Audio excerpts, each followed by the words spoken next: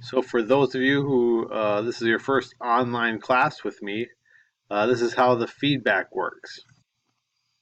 So this is feedback from week 1 where you did a disc analysis, a self-analysis, and you did some brainstorming with some 410 voting. So I took your disc analysis from the class, and I divided up as I went through it. So here it is in the corner. Here's the results from this particular class, both online. Actually, it was just the online section, and how it was divided up. So you can see we're heavy in C, then D, then S, then B, then I, and then S. What I found kind of intriguing was not just that the male and female split was quite even or close, is that the S ones, the steadiness, 3 out of those 4 were in the last 5 that I graded. Right, I thought I wasn't going to end up with any of them. I was going through it, and the steadiness ones came in at the end. So I found that interesting that it's this steadiness, and they weren't late, but they weren't done super early. They were paced. So I found that kind of interesting. So what that kind of tells you that like everybody's different, even though we're all in the same class going for similar degree programs or certifications, right? There's a mix of people and how they work in a group. If you were to put a group together and it's 6 people and it's all that dominant personality, you're going to have a different outcome than if you had a good mix of the disc, the combination. They all provide tremendous value to a group setting. And while you might not know that about people, you can start to see their personalities at work. I'm going to close the door.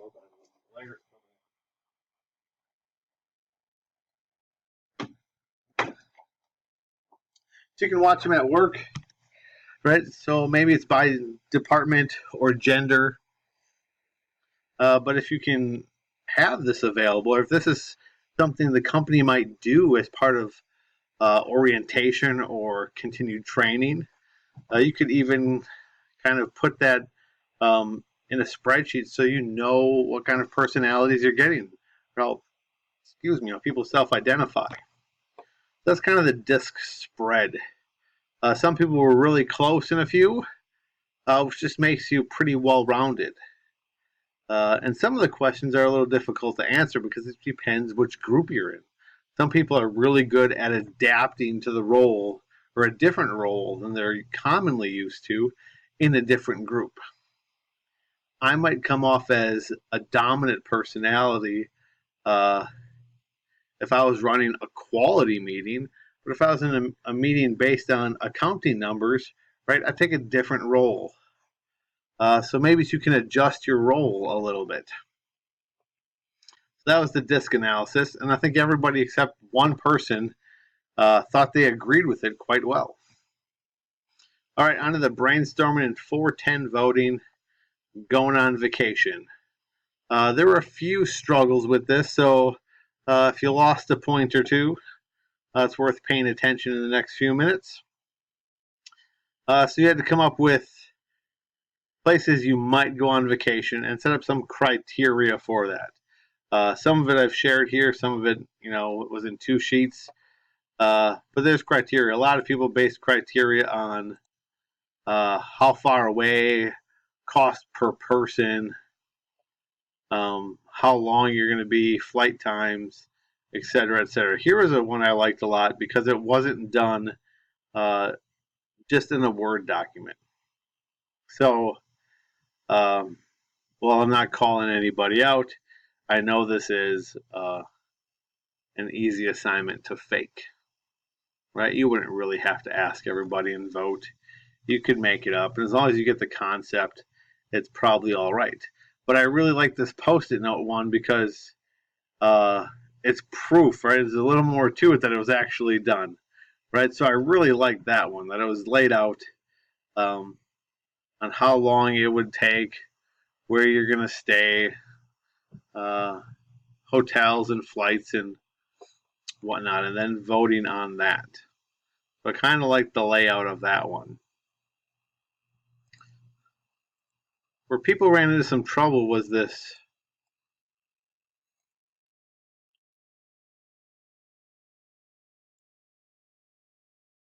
Sorry, my computer got a little glitchy.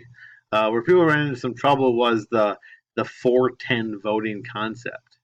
So if you had 4 people voting, you should end up with 40 votes. Everybody gets 10 votes, and they have to vote for 10 items. Right, so here we have one. Change the names to protect the innocent, right? So they have to vote for 10. They get 10 votes. And you can see real easy 2, 6, 8, 10. 4, 5, 6, 10, right? 10 in each column for each person. So they each add up to 10, which equals 40. And then you can easily find out which one is the highest and the next highest. And unless they're close, usually you'd always go with the highest, right? This is a pretty good spread, a spread of 4, right? So Caribbean cruise, without a doubt. So it kind of gets into, you can't please everybody all the time, but all 4 people voted at least something for the Caribbean cruise. So everybody's going to be okay with that. But even if you go to the next one, you're going to disappoint 2 people completely, right? So this is kind of how it usually ends up, is looking like that. Usually votes spread across multiple people. So here's one that didn't go quite as planned. So they gave them 10 votes, but they missed the 4 option, that you can only vote for 4. So this they voted for 6, then 5, then 3, then 4, right? And it doesn't work out. It's not spread the same way. It's meant to emphasize what you want to do and having to eliminate some. You can't just give them all 1 vote. So that is kind of an error. So yeah, sometimes there weren't 10 votes. Some people only did 5 votes. Some people did 20 votes. Some people just voted their top 3. Some people it was just all 1, 2, 3, 4, which oddly works out to 10, so it's not wrong, but it's kind of just still rating them. So, but that 410 done right is a great way to break things down, because like I said, a lot of the times it works out like that. The highest one is the one that had votes in every bucket. My wife and I did this with just 2 people, 10 votes, to name our sugar gliders. So they're brother and sister sugar gliders. So we're into Disney and, standard pop culture names. So anything that was a pair made sense. So Fred and Wilma, Pebbles and Bam Bam, Ross and Rachel, Jim and Pam, Mork and Mindy, Lilo and Stitch, Beauty and the Beast, whatever you could think of. We had like 80 pairs of names. So we went through the list and we eliminated like 50 of them off the bat. Like, all right, those aren't really going to get any votes. And then we broke it down and we each voted on 4, gave it an assigned number of votes, that 1 through 7, 7 being the most, out of like 34 pair names. And while it was not the top on either of our lists, Mork and Mindy was the only one on both lists. Right? The other 3 didn't share at all. So that was, without a doubt, the one that got the votes. And it was the only one to appear on both lists. So I have sugar gliders named Mork and Mindy. It worked out. No one's disappointed. No one's completely disappointed. Right? So, yeah, this is usually how it works out. And even if the second one, like if it didn't work out that way, if there was maybe 7 votes in the bucket that made it get the top vote getter, and then there was an empty one, but there's one across all 4 with some votes, right? That's worth a good second effort too, is to say, oh, maybe it's worth going with the less votes because it fell across, everybody put some votes in it. right? When you can only pick for 4 out of 10 or 12 or 20, and everybody picked that one in their top 4, right? Sometimes if it's not the top vote getter, it's still the great choice to go with. Right, so that's the feedback on the assignments. That's why you don't see like personal feedback, because I would just have to type most of this stuff over and over. All right, so I just opened Learning Plan 3. Most of you are working on Learning Plan 2 right now. So 3 technically starts on Monday. 2 is due Sunday night. I'll try to get ahead of that a little more. Let's look at 2 real quick. So this is feedback and kind of the others. So there's the PowerPoint and the video lecture. If you happen to skip the video lecture, which according to 410 voting, some of you probably did, or at least had the volume off, maybe. It's worth a listen. And then there's 3 different assignments of a CTQ tree, which will make sense after you watch the PowerPoint, creating a project charter, and creating a SciPoc. Again, if you don't know what a SciPoc is, it's because you haven't watched the video yet. All that should be explained. So those are the assignments due for this coming Sunday night. And week 3 is open, so you can start working on that one. And I'll open week 4.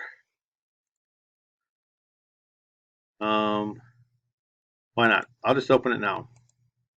There. So now you have week 2 is almost finished, right? A couple of days left in this because right now it's Thursday morning. The holiday threw some of us off a little bit, including me. So open up 3 and 4 for you. So yeah, if you got some time to work ahead, there you go. All right.